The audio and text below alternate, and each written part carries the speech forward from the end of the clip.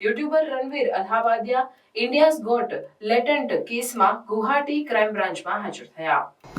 YouTuber Ranveer Allahbadia, જે beer બાઇસેપ્સ તરીકે પણ જાણીતા છે, ગુવાહાટી ક્રાઇમ બ્રાન્ચના કાર્યાલયમાં હાજર થયા હતા. હાજરી ઇન્ડિયાઝ ગોટ લેટેન્ટ શોમાં તેમના ભાગને લઈને દાખલ કરવામાં આવેલા અશ્લીલતા સંબંધિત કેસના સંદર્ભમાં હતી. આ શોમાં તેમની ટિપ્પણીઓ સોશિયલ મીડિયા પર વાયરલ થઈ હતી, જેના કારણે દેશભરમાં આક્રોશ ફેલાયો હતો. આ પહેલા 27 ફેબ્રુઆરીએ અન્ય પ્રખ્યાત યુટ્યુબર આશિષ ચંચલાણી પણ ગુવાહાટી ક્રાઇમ બ્રાન્ચમાં હાજર થયા હતા અને તેમનું નિવેદન નોંધવામાં આવ્યું હતું.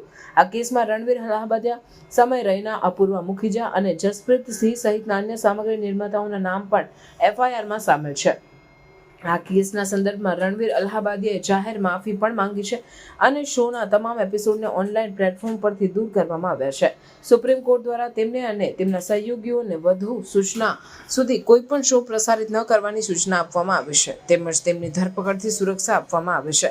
આ ઘટનાએ ભારતના ઓનલાઈન સામગ્રીની શિષ્ટતા અને સામાજિક મૂલ્યો અંગે ચર્ચા શરૂ કરી છે. આ કેસ દર્શાવે છે કે ઓનલાઈન પ્લેટફોર્મ્સ પર પ્રસારિત થતી સામગ્રી માટે જવાબદારી અને શિષ્ટતા જાળવવી કેટલી મહત્વપૂર્ણ છે.